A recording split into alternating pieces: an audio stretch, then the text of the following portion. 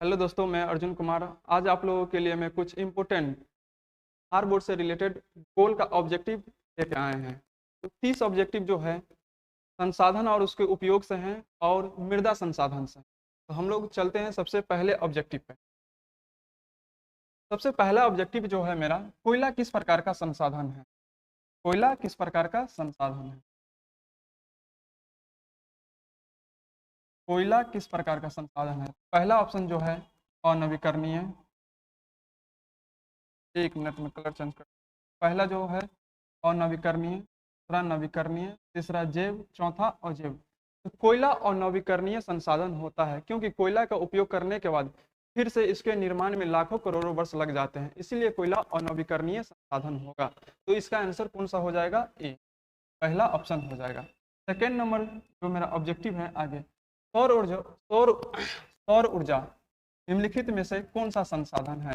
मानवकृत, पुनः पूर्ति योग्य, अजैव और अचक्रीय। सौर ऊर्जा पुनः पूर्ति योग्य संसाधन होते हैं क्योंकि हम लोग सौर ऊर्जा का उपयोग आज कर रहे हैं, कल भी प्राप्त करके उसका उपयोग कर सकते हैं, इसलिए इसका जो आंसर होगा बी हो जाएगा, पुनः पूर्ति योग्य। आगे चलते हैं हम लोग। तट रेखा से कितने किलोमीटर क्षेत्र सीमा आर्थिक अपवर्जक क्षेत्र कहलाते हैं। तट रेखा से कितने किलोमीटर क्षेत्र सीमा अपवर्जक आर्थिक क्षेत्र कहलाता है। तो सबसे पहला ऑप्शन में दिया है 100 एनएम। एनएम का मतलब होता है समुद्री मील, न्यूटिकल मील, समुद्री मील। एनएम का मतलब क्या होता है? समुद्री मील। 200 एनएम, 150 एनएम और 250 दिया है 4 नंबर में एनएम। इसका जो आंसर होता इसका जो होगा आंसर बी ऑप्शन हो जाएगा इसका। तट रेखा से कितने किलोमीटर क्षेत्र सीमा अपवर्जक आर्थिक क्षेत्र कहलाते हैं। तो 200 समुद्री मील आर्थिक अपवर्जक क्षेत्र कहलाते हैं तट रेखा से। आगे, डाकुओं की अर्थव्यवस्था का संबंध है। डाकुओं की अर्थव्यवस्था का संबंध है संसाधनों के संग्रहण से, संसाधनों के अनियोजित विदोहन से, संसाधनों के नियोजित विदोहन से, इनमें से कोई नहीं। डाकुओं की अर्थव्यवस्था का जो संबंध होता है संसाधनों के अनियोजित विदोहन से होता है। आगे चलते हैं। समुद्री क्षेत्र में राजनीतिक सीमा, समुद्री क्षेत्र में राजनीतिक सीमा कितनी किलोमीटर क्षेत्र तक राष्ट्रीय राष्ट्रीय संपदा निहित है। निहित है छूट गया है इसमें, निहित है। तो सबसे पहला ऑप्शन जो दिया है 10.2 किलोमीटर, 15.5 किलोमीटर, 12.2 किलोमीटर, 19.2 किलोमीटर। तो राजनीतिक सीमा समुद्री क्षेत्र में जो होता है 19.2 किलोमीटर, 19.2 किलोमीटर होता है। इसका आंसर डी हो जाएगा। प्राकृतिक संसाधनों के संरक्षण के लिए 1968 में कौन सा कन्वेंशन हुआ था। तो प्राकृतिक संसाधनों के संरक्षण के लिए जो 1968 में जो हुआ था अफ्रीकी कन्वेंशन हुआ था। अफ्रीकी कन्वेंशन 1968 में कौन सा कन्वेंशन हुआ था? 1968। और जो वेटलैंड्स कन्वेंशन हुआ था 1971 ईस्वी में हुआ था। और विश्व आपदा कन्वेंशन जो हुआ था 1994 ईस्वी में हुआ था। तो आप लोग नोट कर सकते हैं इसको। अफ्रीकी कन्वेंशन 1968 में, वेटलैंड्स कन्वेंशन 1971, विश्व आपदा कन्वेंशन 1994 में हुआ था। यहाँ पे हमको क्वेश्चन में पूछ रहा है प्राकृतिक संसाधनों के संरक्षण के लिए 1968 में कौन सा कन्वेंशन हुआ था। तो 1968 में अफ्रीकी कन्वेंशन हुआ था और 1971 में वेटलैंड्स कन्वेंशन और विश्व आपदा कन्वेंशन जो हुआ था 1994 ईस्वी में हुआ था। आगे चलते हैं। आगे दिया द्वितीय पृथ्वी सम्मेलन कहाँ हुआ था। ये पृथ्वी सम्मेलन कहाँ हुआ था। सबसे पहला ऑप्शन दिया न्यूयॉर्क, दूसरा दिया पेरिस, तीसरा दिया है मॉस्को, चौथा दिया इनमें से कोई नहीं। तो द्वितीय पृथ्वी सम्मेलन दक्षिण अफ्रीका के जोहान्सबर्ग शहर में हुआ था और 2002 ईस्वी में। हम यहाँ पे लिख देते हैं आप लोगों को नोट्स में, 2002 ईस्वी में द्वितीय पृथ्वी सम्मेलन हुआ था और दक्षिण अफ्रीका के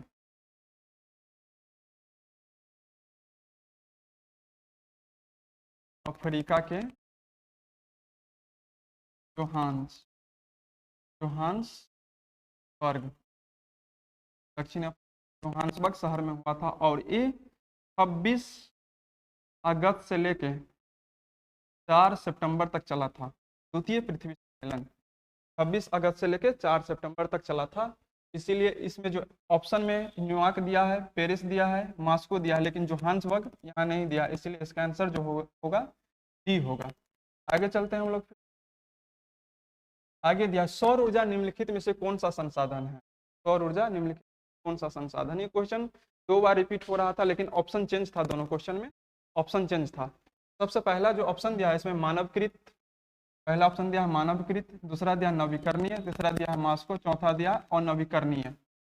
तो सौर ऊर्जा निम्नलिखित में से कौन सा संसाधन है, तो सौर ऊर्जा यहाँ नवीकरणीय संसाधन माना जाएगा। सौर ऊर्जा यहाँ नवीकरणीय संसाधन इसीलिए माना जाएगा क्योंकि इसका उपयोग बार बार कर सकते हैं, इसीलिए इसका आंसर कितना हो जाएगा, बी। सौर ऊर्जा निम्नलिखित में से कौन सा संसाधन है। एक क्वेश्चन दोबारा रिपीट हो गया, आप लोगों को हम पहले ही बता चुके थे, पुनः पूर्ति योग, पुनः पूर्ति। विश्व पर्यावरण दिवस कब मनाया जाता है।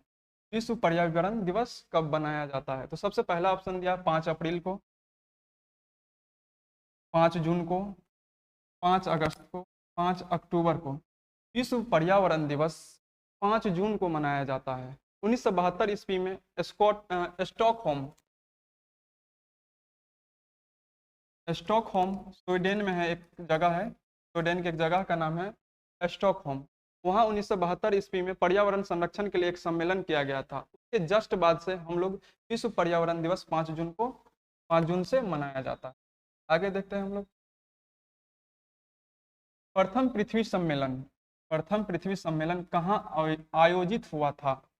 प्रथम पृथ्वी सम्मेलन कहाँ आयोजित हुआ था, तो सबसे पहला ऑप्शन दिया है रियो डी जेनेरो, स्थान का नाम है जोहान्सबर्ग, न्यूयॉर्क, टोक्यो।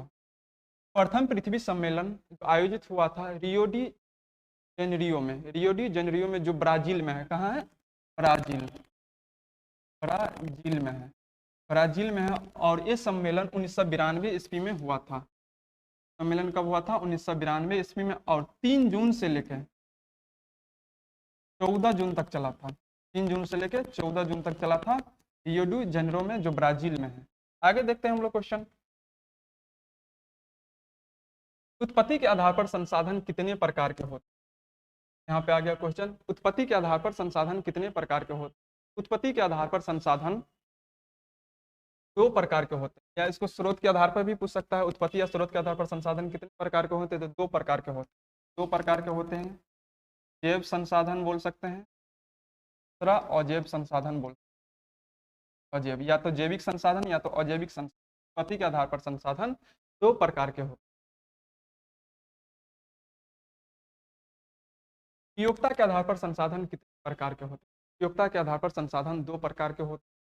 पहला नवीकरणीय संसाधन, करणीय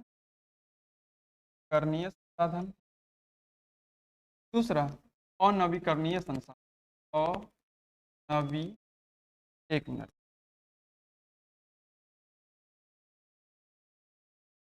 अनवीकरणीय संसाधन। उपयोगिता के आधार पर संसाधन कितने प्रकार के होते हैं। उपयोगिता के आधार पर संसाधन 2 प्रकार के होते हैं, नवीकरणीय संसाधन और नवीकरणीय संसाधन। आंसर जो हो जाएगा 13 नंबर का बी ऑप्शन। आगे देख रहे हैं, स्वामित्व के आधार पर संसाधन कितने प्रकार के होते हैं। स्वामित्व के आधार पर संसाधन 4 प्रकार के होते हैं। स्वामित्व के आधार पर संसाधन कितने प्रकार के होते हैं, 4 प्रकार के होते हैं, इसलिए आंसर कितना हो जाएगा, डी। स्वामित्व के आधार पर पहला होता है व्यक्तिगत संसाधन, दूसरा सामुदायिक संसाधन, तीसरा राष्ट्रीय संसाधन, चौथा अंतरराष्ट्रीय संसाधन होता है। आगे देखते हैं हम लोग 17 नंबर, विकास के स्तर के आधार पर होगा। यहाँ क्वेश्चन क्या है, विकास के स्तर के आधार पर, विकास के हो जाएगा, विकास के स्तर के आधार पर संसाधन 4 प्रकार के होते हैं। विकास के स्तर के आधार पर संसाधन कितने प्रकार के, तो 4 प्रकार के होते हैं। सबसे पहला जो होता है संभावी संसाधन, दूसरा जो होता है ज्ञात संसाधन, तीसरा भंडारित संसाधन, और चौथा जो होता है संचित कोश संसाधन, चौथा संसाधन होता है। आंसर कितना हो जाएगा,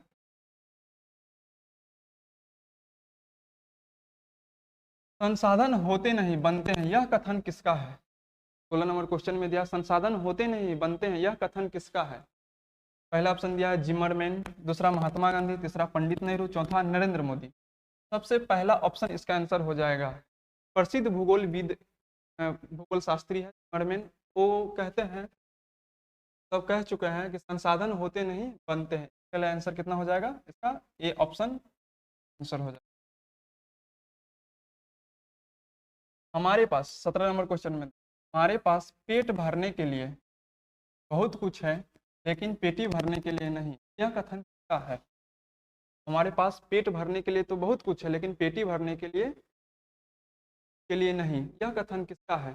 सबसे पहला ऑप्शन है जिमरमैन, दूसरा महात्मा गांधी, तीसरा पंडित नरेंद्र मोदी। तो यह कथन हमारे राष्ट्रपिता महात्मा गांधी जी, महात्मा गांधी जी कहे संसाधन से रिलेटेड सर्च किए थे, तो कहे थे कि हमारे पास पेट भरने के लिए तो बहुत कुछ है लेकिन पेटियां भरने के ज़्यादा कुछ नहीं हमारे देश में। इसलिए इसका आंसर कितना हो जाएगा?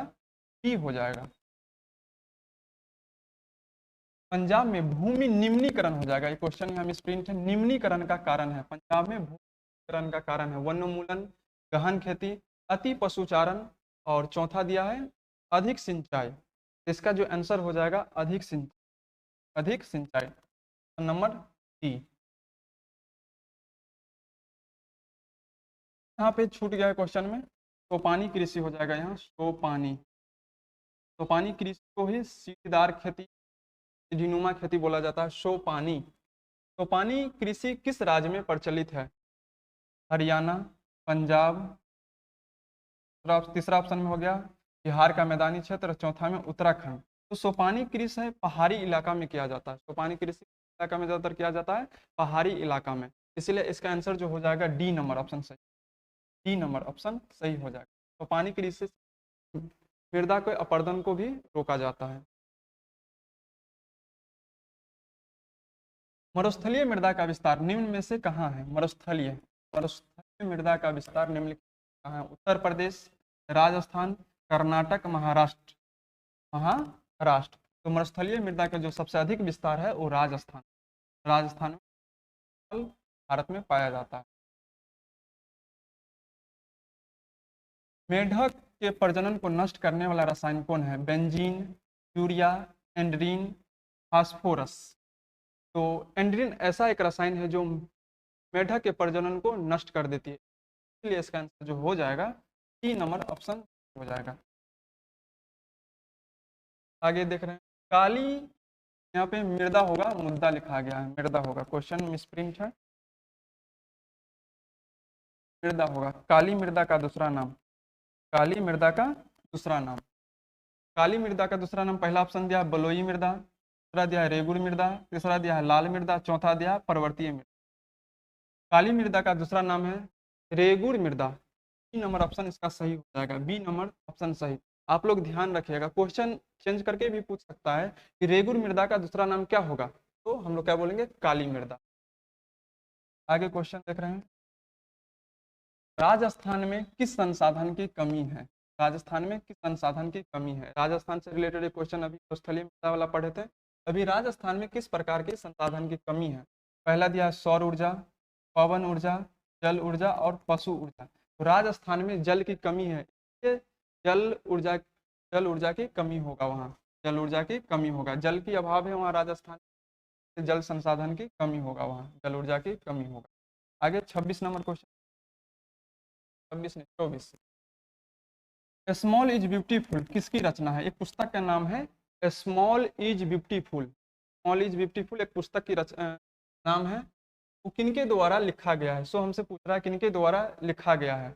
ब्रूंडलैंड, आर के नारायण, डी सुब्बा राव, और डी में दिया है सुमेसर, डी में दिया है सुमेसर। तो इसका जो आंसर होगा कि जो बुक लिखा गया है स्मॉल इज ब्यूटीफुल, जो सुमेसर के द्वारा लिखा गया है, और ये बुक 1974 ईस्वी में लिखा गया था, और इस बुक में संसाधन से रिलेटेड जितने भी कथन महात्मा गांधी जी ने कहे थे उसका वर्णन किया गया है, क्या है स्मॉल इज ब्यूटीफुल बुक में। आगे चलते हैं हम लोग, इसलिए इसका आंसर डी हो जाएगा, आंसर डी हो जाएगा। 25 नंबर क्वेश्चन, निम्नलिखित में से किस प्रांत में सीढ़ीदार खेती की जाती है? अभी हम लोग सोपानी कृषि पढ़े थे, सोपानी कृषि सीढ़ीदार खेती, तो पहला ऑप्शन दिया हरियाणा, पंजाब, उत्तरांचल, और डी में दिया उत्तर प्रदेश। तो उत्तराखंड को ही उत्तरांचल बोला जाता है, इसलिए इसका आंसर सी हो जाएगा। इसका आंसर हम लोग 26 नंबर आगे चलते हैं। 26 नंबर, पुरानी जलोढ़ मृदा को क्या कहा जाता है? पुरानी जलोढ़ मृदा को क्या कहा जाता है? सबसे पहला ऑप्शन दिया है बांगर, दूसरा दिया है खादड़, तीसरा दिया है भंवर, और चौथा दिया है रेगुड़। रेगुड़। तो जलोढ़ मृदा में हम लोग पढ़े हुए थे जलोढ़ मृदा में एक खादर होता है, एक बांगर होता है, एक बांगर होता है, बांगर खादर। खादर जलोढ़ मृदा दो टाइप का होता है। तो पुरानी जलोढ़ मृदा को हम लोग जो बोलते हैं बांगर बोलते हैं, पुरानी जलोढ़ मृदा को बांगर, और नवीन जलोढ़ मृदा को खादर बोला जाता है। ये दोनों में जो सबसे अधिक उपजाऊ जो होता है वो खादर होता है। खादर सबसे अधिक कौन हो जाएगा? खादर हो जाएगा। इसके बांगर के अपेक्षा जो अधिक उपजाऊ वाला होता है जलोढ़ मृदा, मतलब खादर, खादर होता है अधिक उपजाऊ। लेकिन पुरानी जलोढ़ मृदा को हम लोग क्या बोलेंगे? बांगर। और नवीन जलोढ़ मृदा को क्या बोलेंगे? खादर। और कृषि के लिए सबसे मतलब उपजाऊ के लिए सबसे ये दोनों में से कौन अच्छा होगा? तो खादर होगा। आगे दिया है काली मिट्टी किसकी खेती के लिए उपयुक्त है? काली मिट्टी किसकी खेती के लिए उपयुक्त है? काली मिट्टी किसकी खेती उपयुक्त है? तो सबसे पहला ऑप्शन दिया है कपास, दूसरा दिया है लीची, तीसरा दिया है गेहूं, चौथा दिया है बाजरा। तो कपास के उत्पादन के लिए काली मिट्टी की आवश्यकता पड़ती है। काली मिट्टी की आवश्यकता पड़ती है। आंसर जो हो जाएगा कपास। कपास। 28 नंबर क्वेश्चन में, भारत में सबसे अधिक विस्तार किस मिट्टी का है? भारत में सबसे अधिक विस्तार किस मिट्टी का है? तो भारत में सबसे अधिक विस्तार जो है वो जलोढ़ मृदा का है। जलोढ़ मृदा का है। जलोढ़ मृदा का। आगे देख रहे हैं हम। आगे दिया पर्यावरण संरक्षण हेतु विश्व शिखर सम्मेलन कहाँ हुआ था? पर्यावरण संरक्षण हेतु पहला विश्व शिखर सम्मेलन कहाँ हुआ था? सबसे पहला ऑप्शन दिया है न्यूयॉर्क, जेनेवा, स्टॉकहोम, बुडापेस्ट। तो स्टॉकहोम में पहला पर्यावरण संरक्षण हेतु जो विश्व शिखर सम्मेलन हुआ था स्टॉकहोम में, वो भी 1972 ईस्वी में हुआ था। और 1972 इसी सम्मेलन के बाद पूरे विश्व में 5 जून को पर्यावरण दिवस मनाना स्टार्ट कर दिया। कौन से सम्मेलन के बाद? विश्व शिखर सम्मेलन के बाद। विश्व शिखर सम्मेलन, पहला विश्व शिखर सम्मेलन के बाद 5 जून को हम लोग पूरे विश्व में हम लोग पर्यावरण दिवस मनाते हैं। आगे, मिट्टी का पीएच मान कितना होना चाहिए? कृषि के लिए मिट्टी का जो पीएच मान होना चाहिए 7 होता। 7 होता है। तो आशा करते हैं आप लोगों को अच्छी तरह ऑब्जेक्टिव समझ में आ गया होगा। आज के लिए इतना ही काफ़ी है।